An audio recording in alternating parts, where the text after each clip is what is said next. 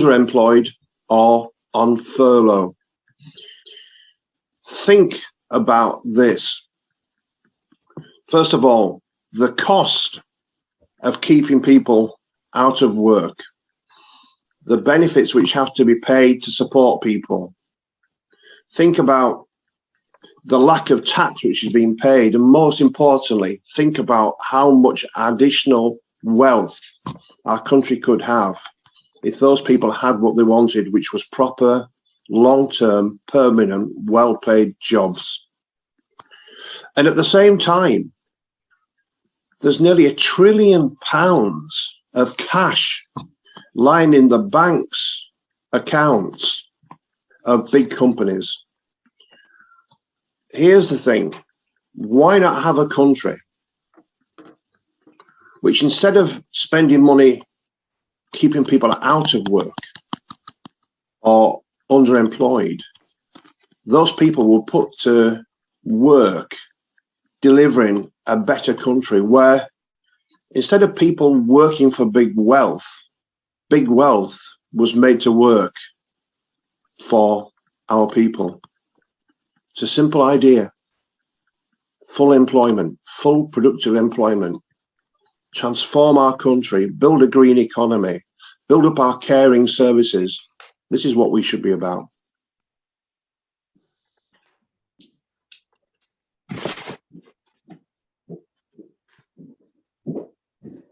Hello everybody, I'm Nadia Jama, Labour NEC member, and I'm delighted to see you all at this event jointly hosted by No Holding Back, The Morning Star and Arise. We're live streaming over a number of platforms, and today's theme is a jobs-led recovery, the fight for full employment.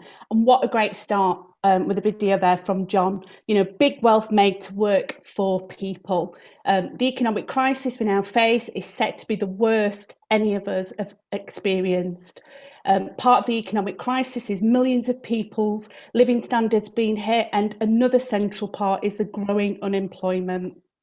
The event today is not only to argue that fight is to prevent also the soaring unemployment, because that's paramount, and we need to argue for an alternative. So we've got some fantastic speakers lined up for you, and we'll go straight to our first speaker, who is Larry Elliott. So Larry is the economics editor for The Guardian and has been a leading voice speaking out against the disaster of austerity over the last decade. So over to you, Larry.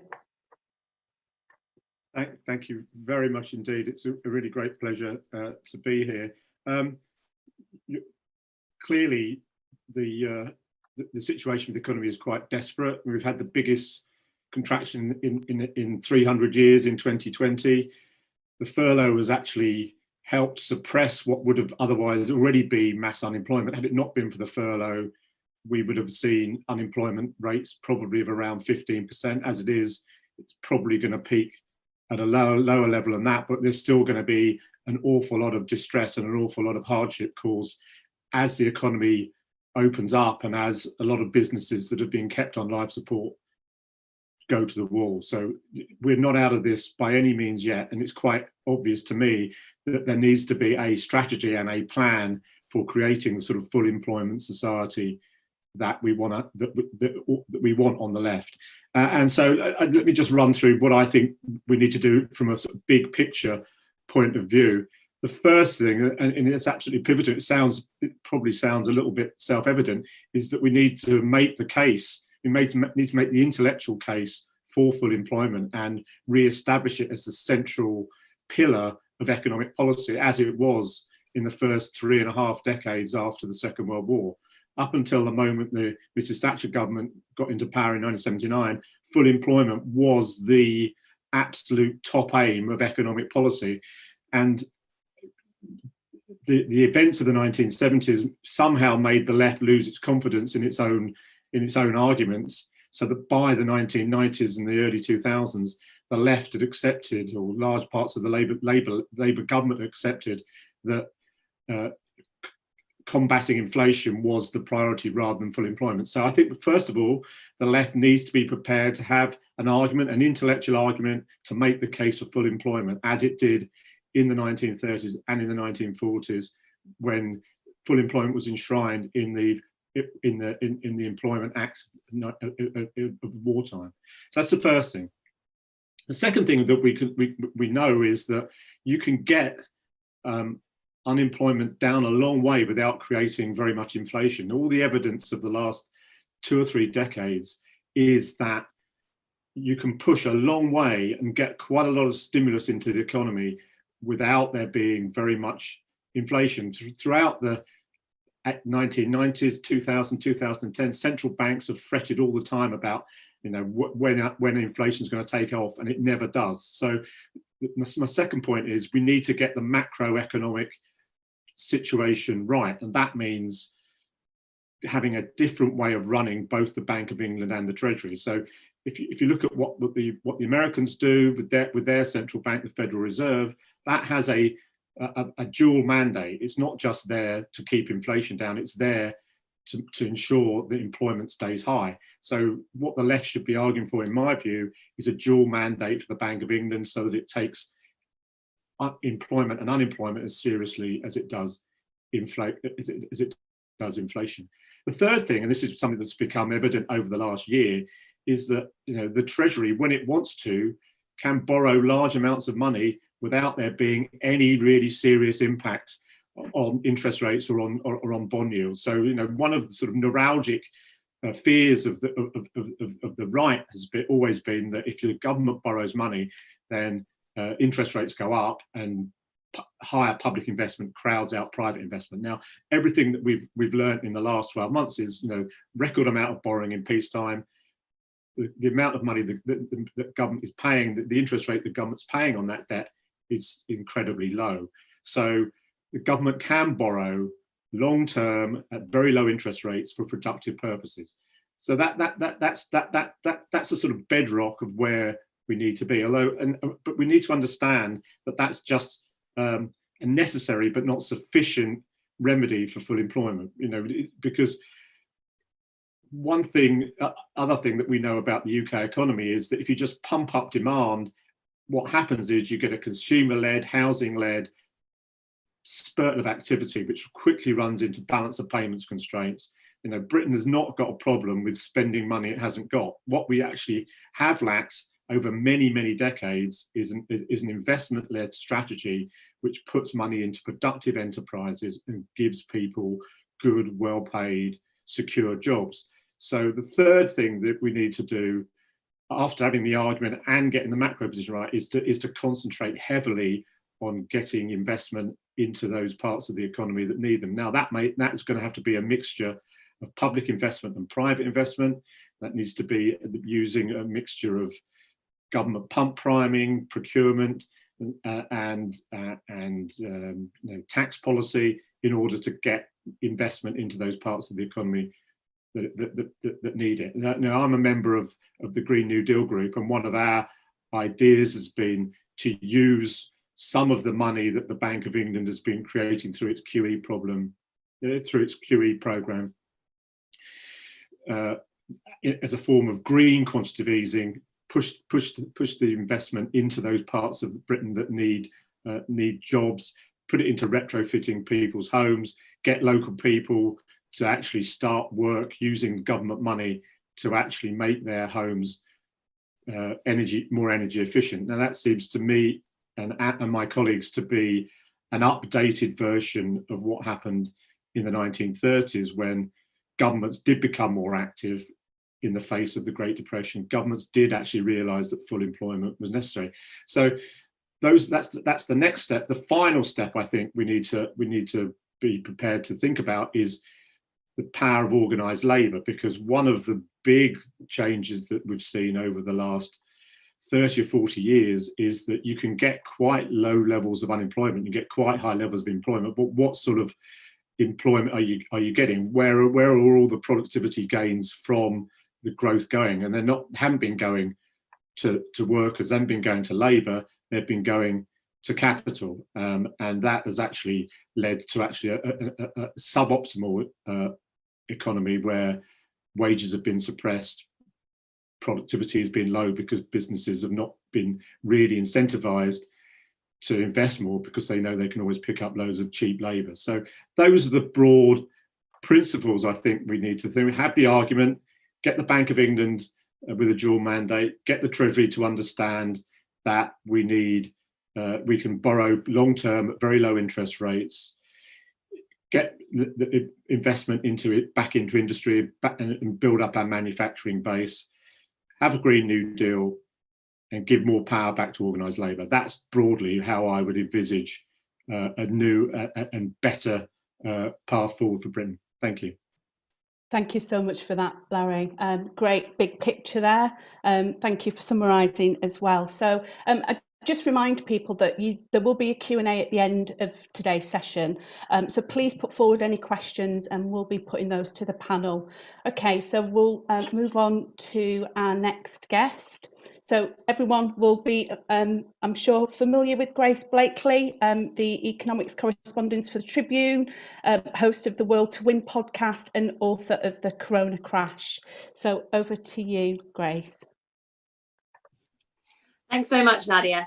As John observed when I joined the call, I am wearing my green jumper in support of the Green New Deal. So I hope everyone appreciates the thought that clearly went into that. Definitely not a coincidence.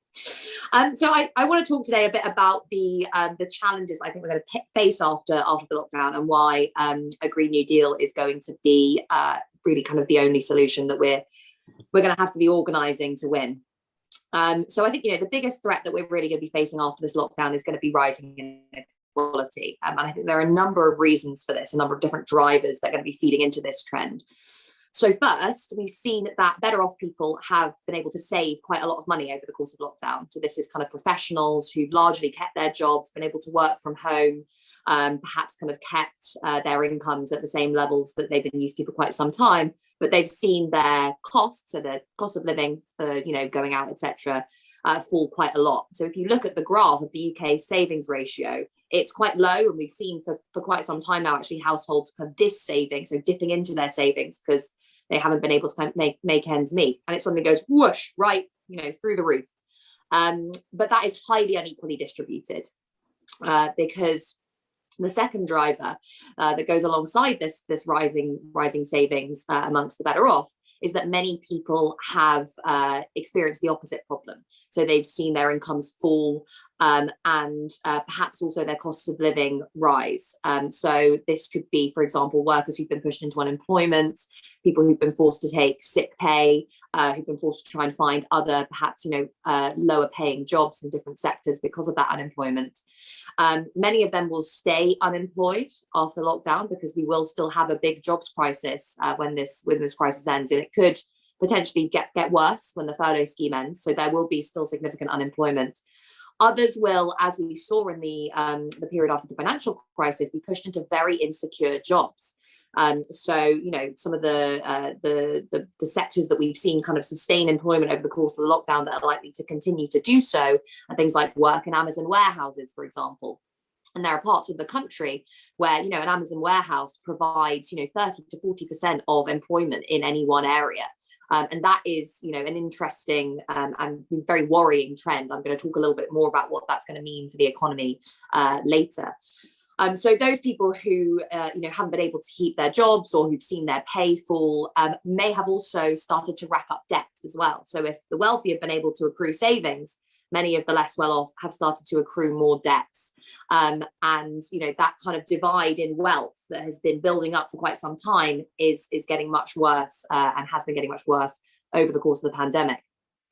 And there's one area of government policy which has actually exacerbated this.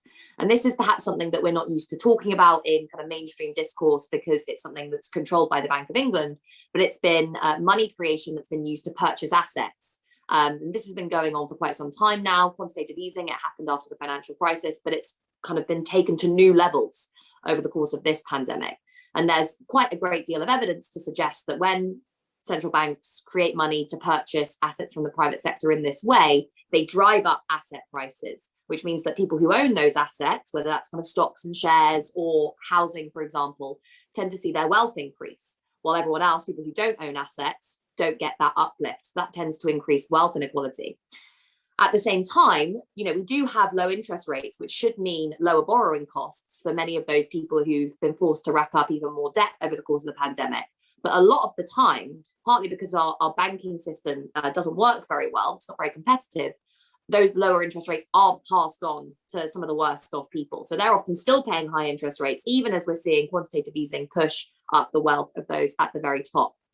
So that's exacerbating the problem. Another issue is that there was a report from McKinsey not long ago suggesting that a lot of the jobs that are most at risk from the pandemic are also those are most at risk from automation. And what we often see during crises, when lots of people get laid off, is businesses using that opportunity. So, you know, both being able to lay people off and also borrowing costs being very low, to invest in labor saving technologies of one kind or another, which could mean that, you know, we just don't create as many jobs in the recovery as were lost over the course of the pandemic. Fifth, we're going to see rising monopoly power. We're already seeing rising monopoly power. And this is, again, something that you tend to see during crises. Smaller businesses with lower margins, maybe higher levels of debt, and also, crucially, weaker links with the state are more likely to go under. Whereas bigger businesses, you know, they've got mates in the government, they've got bigger margins, and often, you know, we've seen a lot of big businesses just basically building up huge piles of cash because they've been making lots of profits, but they aren't seeing a future in which they're particularly optimistic about being able to maybe sell their goods and services, so they're not investing as much at the same time. So there's this big divide that we've seen take place during the pandemic. Bigger businesses much better able to survive and even thrive often during this pandemic. A lot of smaller businesses going under, some of them relying on government borrowing, so the government basically lending to them to prop them up.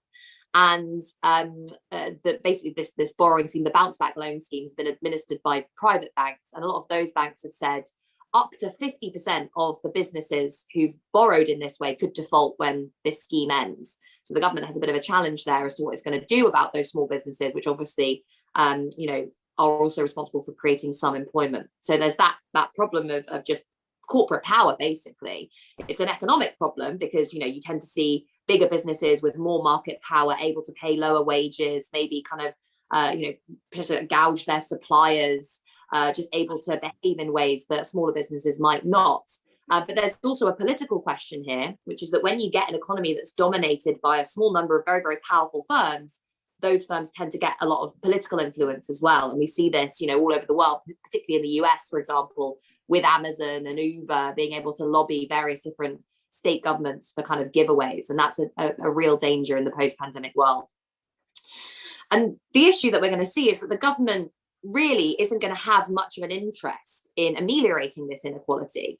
It can largely do over the short term most of the things it needs to do to win votes through the combination of policies that we've seen in recent years, which the foundation of which has basically been this kind of quantitative easing program that's pushed up asset prices and supported the wealth of homeowners. Of course, whether or not you own a home is one of the biggest determinants as to which party you're going to vote for. So the Conservatives have an interest in basically, you know, they can largely ignore a lot of what happens amongst those on lower wages and lower incomes, at least over the short term, whilst maintaining the wealth of those at the top, with, you know, basically some giveaways, as we've seen already in the budget, particularly to conservative areas, and also through this program of asset purchases, which is, yes, not actual government policy. It's done by the Bank of England, but it works very well for the Conservatives at the moment. Of course, over the long run, this is completely unsustainable because it implies either lower levels of demand in the economy as a whole, because people on lower incomes tend to spend more. So if they're not spending as much, that's bad. But also, if not that, then rising debt again. So even higher levels of debt at the lower end of the income spectrum, which, you know, as we've seen in the past, is not a sustainable way to organise an economy. And you know, obviously, what that's. Yeah, I can stop, do I? Sorry, right, okay. No, but if you could just stop to So I think, yeah, in that world, what we're going to see, and I think we're already seeing this, is the Conservatives basically trying to suppress dissent through a move towards authoritarianism, which is what we've seen with various different bills that have been passed recently, like the Overseas Operations Bill, the Police Bill, all these different things, which are basically a kind of authoritarian move amongst what under Cameron and Osborne could have been described as kind of more liberal party. And that is, I think, aimed at basically those who are not going to benefit from the post-pandemic settlement. So really, we need to be organising. We need to be organising that very large group of people who are going to experience the sharp end of this inequality in the post-pandemic world. And one of the best ways to do that is through this Green New Deal.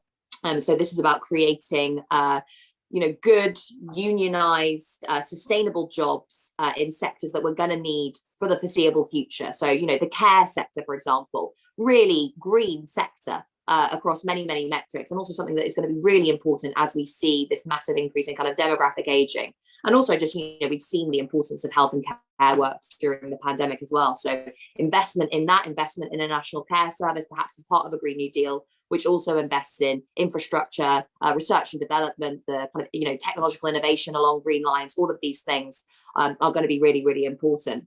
But I think the key point to take away here is that a Green New Deal doesn't just mean more money for big business, because the Conservative Party is likely to say, right, we're going to do something along the lines of a Green New Deal, but actually it's just going to be a big giveaway for our mates in the private sector.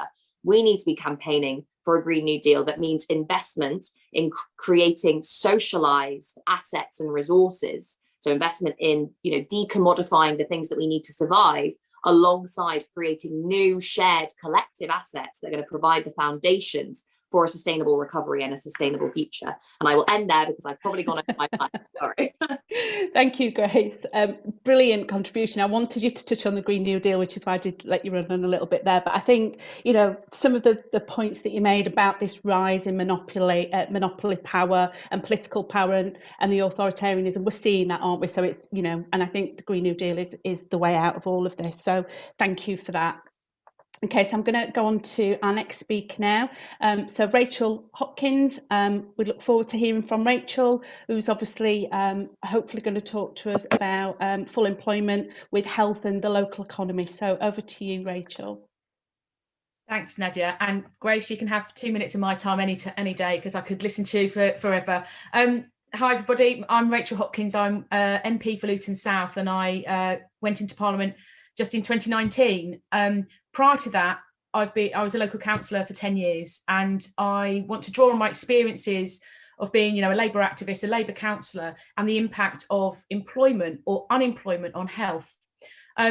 I went into my local council, and I was soon a member on the executive responsible for public health in our town. And I was going to these conversations with, NHS people, GPs, public health officials, and they were using big fandango language, like population health. And when I got beneath all these big things, I was saying, so if people live in a decent home and have good work and can afford to feed themselves and their family and clothe themselves and maybe treat themselves now and then, they're going to be healthier. And fundamentally, that was the answer, yes.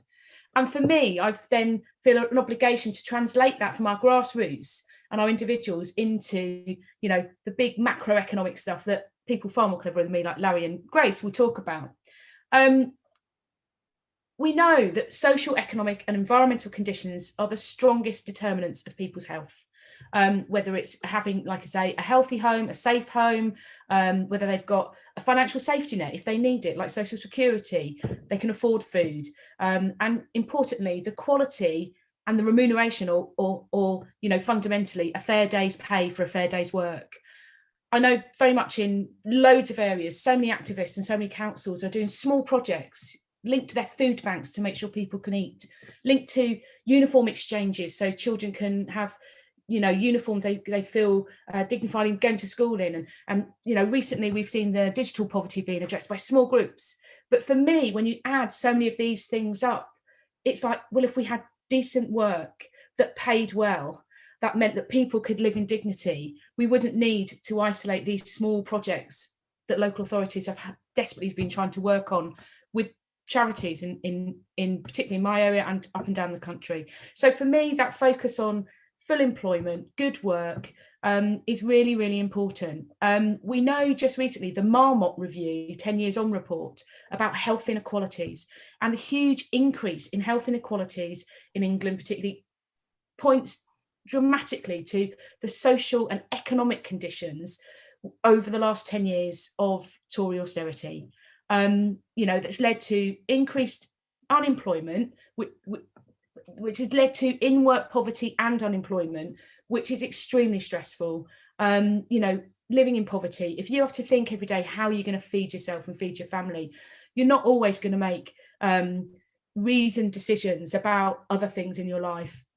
Sometimes we see really difficult behaviours from people who are just fundamentally struggling. It impacts on their mental health, it impacts on their physical health, and can end in a downward spiral. But it's also that low quality, low paid work which has a massive impact on health and well-being, and we've seen how that's been increasing over recent years. They have just gathering my thoughts again, sorry. With the Tory government having this commitment to sort of a free market ideology, which has created a much more insecure job market. And part of that is unemployment's acceptable, which I fundamentally disagree with. But also, if work doesn't lead to being able to meet your basic needs, or it's insufficient to live a decent, healthy life, or if you have to just have insecure work and just rely on a 0 hours contract where you might get some hours, but that constant concern that, you know, how are you going to survive? It just puts immense pressure on our communities, who then really struggle. And we've seen a huge increase in work poverty. And there's some people would quote better stats than me. I mean, some that, you know, I found that there were in the middle of 2018, 780,000 people on 0 hours contracts. Yet 18 months later, February 2020, nearly 1 million. You know, we've seen an increase as well of people who are self-employed. So 20 years ago, it's about 11, 12%. Now it's 15%, which is the highest on record. But what we've also seen, and particularly through the pandemic and the recognition, there's been a lack of support for some people who are nominally self-employed. But for me, I've seen that as the balance of risk of being employed has been shunted onto individuals rather than being absorbed by employers. And again, that I can see it day in, day out, where that leads to increased instability in families. It's a false self-employment in some respects, I believe. We've seen over the last year with the pandemic, we've had many debates and conversations around how health and wealth, you know, health and the economy are absolutely interlinked. And that's also prior to the pandemic as well, with austerity, when we've seen a decline in the economy, has seen also a decline in life expectancy in England. The average life expectancy at birth in 2020 had dropped by 1.3 years for men and by 0.9 years for women compared to the previous year. And overall, since 2010, overall life expectancy has been stalling. And that's not happened since at least 1900. And so if health has stopped improving, I think that's something where, you know, society has stopped improving. And it's just, you know, so awful to see on a day-to-day basis in my town, in the ward where I grew up, 10 minutes walk away from here, where 65% of children live in poverty. And there are gaps in the life expectancy of children living on one side of my town compared to the other of a number of years. And I still think that the way out of that, it links into a full employment strategy. We know that life expectancy follows that social gradient, as in the more deprived the area you live in, the shorter the life expectancy. And the Marmot review also showed how that gradient has increased as well. Particularly, we've seen life expectancy for women in the most deprived 10% of areas fall between 2010-12 and 2016-18. So before coronavirus, some of those big ticket stats with the 14.5 million people were living in poverty, which is 1 in 5 people. And there's been little overall change in poverty levels for more than 15 years. And yet, you know, we've also seen a more precarious labour market, as I've mentioned earlier and talked by others, you know, more of those groups who are living at the lower levels of the economy have borne the brunt of the economic crisis of the pandemic. You know, others have spoken a heck of a lot, whether it's part-time workers, low-paid workers, those in sectors where there's much higher rates of in-work poverty. If it's, you know, we've seen in many hospitality industries, for example. In my town, we've seen a disproportionate impact on Black, Asian and minority ethnic households, lone parents who are mostly women, and those in the private rented sector who've been struggling as well with increased debt, as Grace mentioned earlier. We know that incomes were falling for people prior to the pandemic, and even after housing. So a Joseph Rowntree Foundation report, the average income after housing was slightly lower in 2018-19 than in 2016-17, taking into account inflation. And there was a bigger fall in incomes for people in the fifth of the population with that lowest after housing cost income. And it is being predominantly driven by reduction in people's incomes from benefits as well, due to the freeze in benefit rates between 2016 and 2020, and the caps on things like the 2-child limit, and all those things that are all being squeezing down as a result of Tory austerity. So one of the things that our local council has done, which cuts to the chase, but it's sad to see, is set out a 20-year strategy, a vision for Luton in 2040, and it simply says, no one in poverty. And, you know, in this day and age, when that's your baseline, it's absolutely needed, but we can do better than that. And I think that's why I absolutely think that a full employment strategy where there are decent jobs that people can access, that are skilled for, that are near to where they live, that will help them, you know, live in decent housing, feed their family, have a decent life, is absolutely vital. It's not just about tinkering around the edges of maybe looking at this bit here and maybe looking at that bit there. You need a much bigger strategy set out by others really well about where you could achieve that. And I also think it's now for us to really keep making that case. And I'll just give a bit away about my age. Back in the 80s, I was a kid, and I was really taken by big marches I went on, but they were people marching for the right to have a job. And I was there, and it really stuck with me. Then it was the miners' strike. And we, you know, it was just this, I asked those questions. I was growing up, and then I was a teenager, like, what is this about? And it's the dignity that comes with having a job that also ensures that you can live a decent life and a healthy life. And I think this is where absolutely we need to keep fighting for that. And as you know, Larry said as well, we need to make the case as a Labour Party, an economic case for economic justice, an ambitious policy for full employment, that we have well-paid, good jobs that give people and communities a greater stake in their local economy. It reduces health inequalities, improves health outcomes. And they're the big posh words that you use when you're in a council meeting, but fundamentally, I want everyone in my town, in my constituency, to have a nice life, a healthy life, and one that's filled with joy and pride and dignity.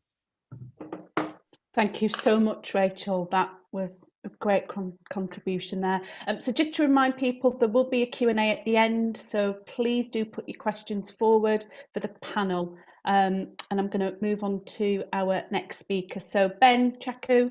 Ben is the editor of the Morning Star, your daily dose of socialism. So over to you, Ben. Thanks very much. I think people will all be aware watching this that we face a joblessness crisis in the country that has been linked to the pandemic. The Resolution Foundation found last month that around 2 million people have been without work for at least 6 months. About 4.5 million are on the job retention scheme or furlough, and half of those people expect to lose their jobs as soon as government support is withdrawn. So this is obviously linked to the pandemic, and sectors such as retail and hospitality have been especially hard hit, with hundreds of thousands of job losses. And the pandemic has intensified and exposed pre-existing inequalities, as well as has been mentioned. The employment rate has fallen much faster for Black people, for example, than it has for white people, and women are both more likely to have lost their jobs than men, and more likely to have seen their incomes cut if they've kept their jobs than men. But the joblessness crisis was not created by the pandemic. It's been with us for some time. If we take a sector like retail, unions like USDOR were calling for action to save our high streets long before the pandemic because of store closures and job losses. And the decline in high street shopping is an area that you can say is driven by technology because of the rise of online shopping. But there are other factors that drive it as well. Long working hours and long commutes, meaning people don't have time to shop. Poverty pay and mass unemployment, meaning people don't have money to shop. So the decline in high street shopping is linked to a social and economic model that imposes low pay, long hours, and people travelling long distances to work.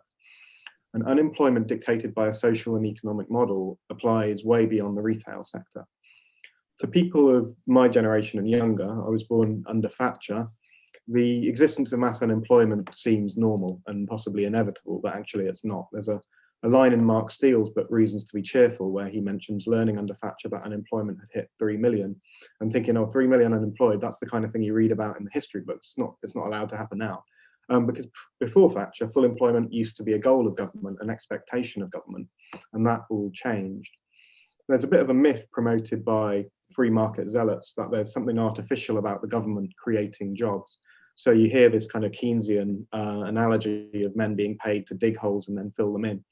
But actually the current system destroys lots of useful jobs that profit-driven operations think they can't afford. So to take one example, if we look in transport, the relentless drive by government and employers to get rid of guards on trains and conductors on buses. The public actually want guards on trains. People don't just feel safer with guards on trains, they are safer. The RMT unions repeatedly flagged the rise in crimes, including violent crimes on trains, as staff numbers are cut. And of course, given recent events, I think that we should be, very alert to the importance of keeping people safe on public transport. So guards are useful, but to a profiteering company, they aren't profitable, so they can be dispensed with. And if that means more people are going to be robbed or assaulted, then tough luck. Actually, we should look at things like guards on trains as we look at the fire brigade. They aren't there to make a profit, they're there to provide a useful service. And there's lots of other examples of how paring things to the bone results in a worse service. You could, even within transport, looking at the collapse of bus services outside the biggest urban areas. So without even touching on the number of useful things we ought to be doing in this country that we're not doing, like the Green New Deal that Grace talked about, even just in ordinary everyday maintenance of current systems, we ought to be employing more people than we are. We need a different approach, one that doesn't allow the market to dictate outcomes, but allows us as citizens to decide what outcomes we want and then take action to reach them. So one of those outcomes should be full employment, because we know the huge waste of human potential, the debilitating effect on families and whole communities that mass unemployment creates. But also because there are a hell of a lot of useful things that need doing, which aren't necessarily going to provide an immediate return for an investor. Unions such as the CWU have pointed to the unsustainable character of the current profit extractive model, especially in a world of short-term shareholdings and ownership dominated by a handful of footloose transnationals who have no long-term interest in the welfare of a company or even a country. So you see companies being asset stripped and dumped, and the workers and communities they served cast aside. Or the most profitable parts of a service are hived off, and what's left is declared unsustainable. We saw that in Royal Mail, where they were trying to hive off the parcels sector, because of course with online shopping, parcels are a growing sector, and then claim that letters don't make any money and get rid of the universal service obligation as a result, and then everyone's a loser. The CW has seen that off in Royal Mail for now, which I think is a very, very important victory. But the destruction of services in this way is a direct cause of unemployment. But in a broader sense, an economy designed to extract profit is an economy that doesn't deliver good outcomes for people. Because mass unemployment reduces workers' bargaining power, and we're seeing that in fire and rehire at the moment, it drives down paying conditions for people who are employed as well. So there's an economic case for full employment. But I also think there's a political need for the labour movement to take up the battle for jobs as a unifying national campaign. The sense that things can't go on as they are is widespread. We've seen a big revival of socialist thinking in Britain in recent years, with Corbynism obviously. But what's less remarked on is how the polarisation that we saw in British politics showed an almost universal rejection of the status quo. There was some overlap between Brexit supporters and Corbyn supporters, including me and some of the other people on this panel, but there wasn't much of an overlap. And if support for Brexit and support for Corbyn both indicated deep dissatisfaction with the status quo, as I believe they both did, we're actually talking about a big majority of the population expressing that dissatisfaction. So the challenge for the political left is to unite all this dissatisfaction in a movement for socialist change and a people-centred economy. And a weakness that we have there is that most people aren't organised. Trade unions only represent about 1 in 4 workers. So at a time of enormous and widespread anxiety over jobs, joblessness can be a pivotal issue that unites millions of people in a fight to create and defend jobs. And we can fight for a popular understanding that full employment is possible and desirable. It's good for your pay packet if you are in work. It's good for your small business. And actions like the hunger marches that have been, you know, we've mentioned the marches for jobs of the 80s, there were the hunger marches in the 1930s again for jobs. They draw the whole country's attention. A big initiative like a new Jarrow March could do that, bringing people into the orbit of the Labour movement. And that's what we need to do, because we keep losing the popular vote to the Tories in this country, even at a time of profound social unrest. We have to mount a campaign that looks outwards and brings new people into the orbit of the Labour movement. And I don't think there's any campaign that can do that as effectively as a campaign for full employment. Thanks. Brilliant, Ben. Thank you so much for that. And I totally agree. And I think it's this social unrest that we've seen in history, and isn't it? It's about learning from that as well. So thank you for that. Okay, so our final speaker is John Trickett. John, not only is he an MP, he's the co-founder of No Holding Back, and someone who's been doing so much important campaigning around the economic policy and justice issues for a number of years now. I think, John, you may have some slides as well. So I'm hoping the slides are going to appear as if by magic. Let me just say, there they are. Here we are. And let me just say that first, I very much agree with all of the panelists. I think this argument about politics, how would you build a majority? What issues can pull people together, middle-class people, city dwellers, rural dwellers, the poor, and so on? I think around the nature of work is a key issue. And by the way, if we migrate full employment, then the power of the working class, if you define the working class in the broadest possible way, is incredibly well enhanced, because the bosses know that workers can walk away and find another job. So for all sorts of political reasons and ethical and health reasons, the fight for full employment should be at the centre of what we're doing. I'll put together some slides. We can't do justice to the slides in 7 minutes, but I'm going to try to just give you the essence. So if you can move fairly quickly, whoever's controlling it. So British capitalism has managed to create, and capitalism more generally, but let's focus on Britain. There is huge human need in our country and across the world, as we all know, and yet there is massive productive capacity simply lying idle. There are millions out of work or massively underemployed. There are billions of pounds which are unused. Our services are not funded. The food bank's on the rise, and so on. The planet is in trouble, as we know. All of these needs remain unmet, and yet we have resources which are simply locked up and left idle. And let me just quickly go through some of the numbers for you. Here are the figures for unemployment and underemployment, people struggling to find a full-time permanent job. There are 4.7 million people furloughed, half of whom we think may be facing job losses. The number of people underemployed is quite staggering. Let's just move on quickly. If you think about the number of people also in insecure work, which the other panelists have mentioned, 5.5 million less than the living wage. There are so many, 1 million part-timers, they can't find a full-time job. 1.5 million seeking more secure work, and so on and so forth. So let's just keep on moving forward as quick as we can. The point about all of that is not only that people are potentially able to work, create wealth, meet the needs of our society, the needs of our planet, but it's costing money to keep people idle and or on low wages.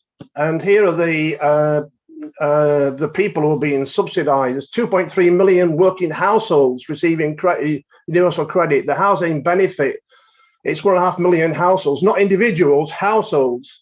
1.4 million on working tax credits, and so on and so forth. 3.6 million, I think, in poverty and in work. These are staggering numbers of people. Let's keep on going forward, please. Next thing. What is the cost to our economy of what is really failure of the capitalist system? Let's be quite explicit about what we're talking about here. Well, the figures are enormous. It costs 31 billion to basically subsidise crap employers paying low wages. It costs £8.3 billion in unemployment benefit, and that's bound to rise. We're spending nearly £54 billion on furlough, and so on and so forth. £48 billion reduction in output. If everybody was working, you could create a huge amount more wealth in the country on a year-by-year basis in the tens of billions of pounds. Next slide. There's another issue which we haven't talked about so far. I want to just raise it quickly. Huge regions of the country are unproductive because there's been no investment there. In my home county, the wonderful county of Yorkshire, we'll allow Humber to be part of it for now anyway. We have an average output per person of just over 21,000. The average for the UK as a whole is 27,000. The average in London is £48,000. Now, here's the thing. If you were to bring Yorkshire up to the same level of output as the UK average, it would create £33 billion extra output just from Yorkshire and the Humber alone. Spread through the rest of the country, and you can see the massive amount of wealth which could be created. It could deal with student debt. It could pay the nurses a proper income, and so on and so forth. It could begin to build houses and to pay for new infrastructure as well. This is the cost of underinvestment in our economy, which you've got to put together with the cost of keeping people out of work or on low wages. Here's we've just imagined, let's just say we get 1 million people back to work, just 1 million. And our objective should be obviously to get everybody a decent job. It would create £27 billion additional output. It would create £5 billion increase in tax, 8.6 billion reduction in unemployment benefit, and so on and so forth. More money being spent in the local economy because the multiplier effect of working people getting income, but more incomes, is much bigger than the multiplier effect of billions adding to the wealth of the already millionaires and billionaire class which we have in our society. Next slide. Now, people will say to us, well, the country, yeah, great, good old John, he wants to get everybody back to work, but we're all in favour of motherhood and apple pie, but we can't afford it. Well, look, we've heard from Larry and others today about quantitative easing and other ways of creating money in the economy, but here's the weird thing about it. Nobody mentions that there's a fact that there is £1 trillion almost of unused cash lying in the bank accounts of the largest companies in Britain. £1 trillion, enough to tackle most of the problems facing our economy. £1 trillion is a third of the annual output of the whole of our economy, and it's lying there in cash unused. Last year, there was £60 billion worth of dividends paid in the London Stock Exchange. The value of companies on the London Stock Exchange increased by £600 billion in 6 months. So we can choose to mobilise our unused productive capacity in labour, in people being left at home, stressed and with mental health issues, feeling ill and with, as we've heard, declining mortality and morbidity rates. We have the labour power there, and we have the capital there, and we have money which will be created by putting people back to work. All of that unused productive capacity, we have to say, is a product itself of the capitalist system, which is so inefficient at using resources. We could and we can deliver a world which is free of need and begin to liberate every one of us from the drudgery of so much menial, unskilled work, or worse still, the drudgery of staying at home, wondering how to heat the house and feed the kids. Thank you very much. Thank you so much for that, John. £1 trillion of unused money. Staggering, isn't it? Okay, so we've got our first round of questions. So I'm going to go to Grace first. So Grace, this is about 3 questions actually. Should be 1, but it's about 3. So do you believe the capitalist system can ever deliver social justice? How do we ensure a Green New Deal that creates wealth for society and it's not just for investors?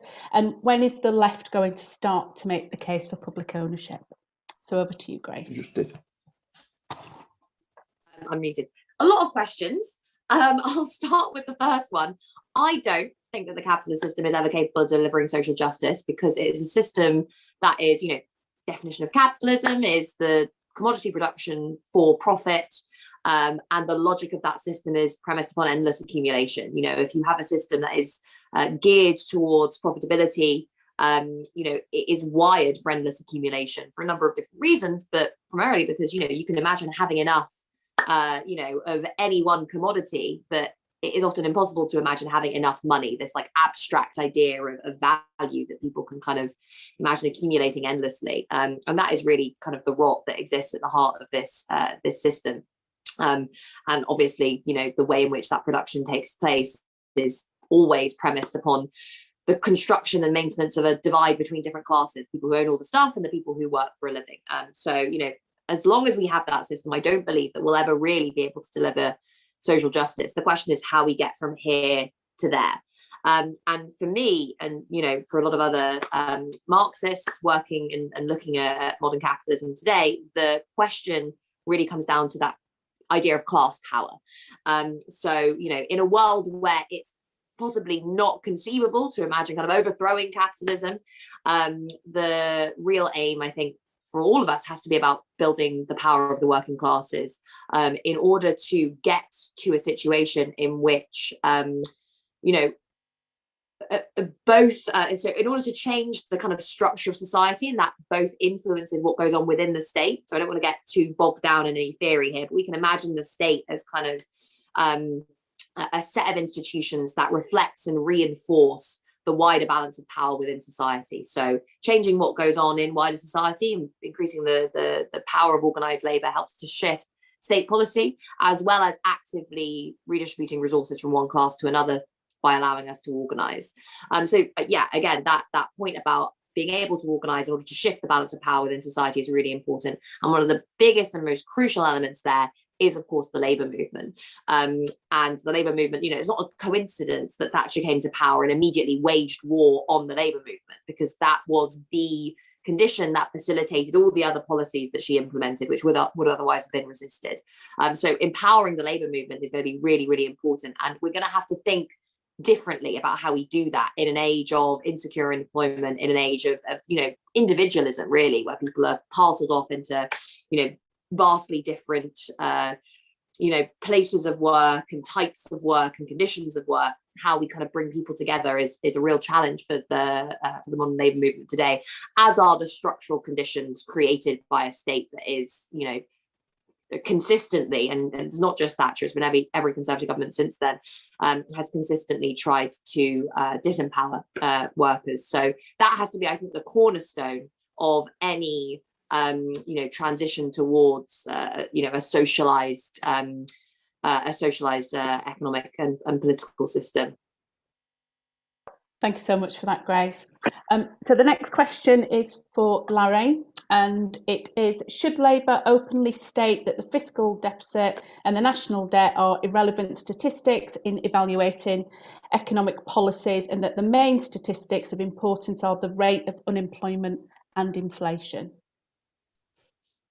I couldn't agree more. I mean, I think everything that we've seen over the last 12 months is that the government doesn't pay any mind to the level of the deficit and the national debt in an emergency. I mean, you know, effectively, you know, the economy has been put on a war footing, and in wartime, the Chancellor of the Exchequer and the fiscal deficit cease to be that relevant. I mean, that's what history shows us from the Second World War, that when the economy has got its back to the wall, then all the orthodoxy goes out of the window. And, you know, one thing we've learned from the last 10 years is that the fetish for austerity and balancing the books is an absolutely pointless exercise. I mean, that's one thing the government has learned from bitter experience, which was that after 2010, when the Tories got in 2010, they prioritised deficit reduction, they imposed austerity,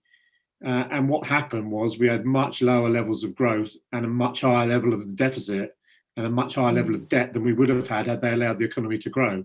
So, you know, Keynes used to say that, you know, you look after the economy, look after employment, and the deficit will look after itself.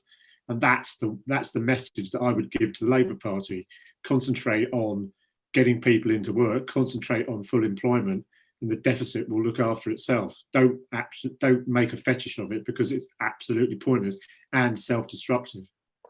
Thank you, Larry. And yeah, we know that austerity was a political choice, don't we? So thanks for that reply. So the next question is for Rachel. So many social beneficial jobs have been lost from local authorities because of the withdrawal of the central grant. The government is the monopoly supplier of the pounds and doesn't have to borrow. Why isn't Labour pushing for direct funding of local authorities to restore these jobs? Very good question. And I can say, those top line things, it's 60p in every pound has been taken away from local authorities over the last 10 years of austerity. And, I'll talk about my local area. We had 138 million quid stripped away, and that has resulted in poorer lives for our constituents, despite a Labour council doing what it can with what it's got. We did all the efficiency things that they wanted us to do. I mean, literally down to brass tacks making differences. I would like to absolutely see that return to a more redistributive approach, taking into account of need and deprivation and those indicators, so that it's absolutely targeted where it will have most effect. The shift by the Tory government to just sort of say, no, it's per capita, absolutely does nothing to, as I talked about earlier, say reduce inequalities and help our local communities thrive. Some of us will keep pushing for that, and I think it's key. Our local authorities and Labour councils up and down the country have absolutely been at the forefront, both of trying to support their communities through 10 years of austerity, but on the front line of getting us through coronavirus. And having worked in the public sector all my life and being a local councillor, the value of public service should not be underestimated. Thank you for that, Rachel. So the next question is for John. Have we given up on welfare statism in order to go for job creation come what may? Well, let me just say, the biggest beneficiaries of welfare statism are big companies. They're literally having billions of pounds bunged at them in direct grants with no conditions at all, in bungs from Tory ministers giving it to their mates in business, and in also the subsidies, as I've described, as we all know, to low pay. So you can have basically scabby employers paying poverty wages. What happens is the state then steps in to lift people up to what they call about the poverty line, although I sometimes think actually, people are, they are really struggling even on benefits and so on. So I'm not in favor of that kind of corporate, it's socialism for the corporations and the rest can go to the walls. And I'm not in favor of that at all. The second point I'd make about statism, you mentioned welfare statism. I'm not completely in favor of old-fashioned statism as top-down command and control kind of left-wing view was at one time. Mandelson's granddad, Morrison, was one of the people who did all that. I'm not wanting to argue against the government, but he doesn't work in the Google age, quite frankly. And then my third point about welfareism for the poor is this is what New Labour did. And remember, I worked in Downing Street on 2 separate occasions. In effect, I worked for Gordon Brown in the last couple of years. My argument then was what New Labour was doing was trying to tackle poverty pay and poverty benefits. And we introduced a lot of the system which still remains today. But what was really happening was a fiscal transfer from middle-class workers to lower-paid workers. There was a transfer within the working class. If you say that the working class as a whole consists of everybody who works for a living, there are 33 million people in blue-collar, white-collar jobs who receive a wage or a salary. And my argument was actually we were leaving wealth untouched. And so I wasn't convinced that the pensioner credit system and all the support for low wages and people unemployed and so on was actually handled properly. It would be far better over time to drive up unemployment into secure jobs where people know that they've got a job, and it's a job with a purpose. It's a meaningful job. It gives that person agency over their life. And then the benefit system will then begin to not need to support them. And it would in itself empower working people to make reasonable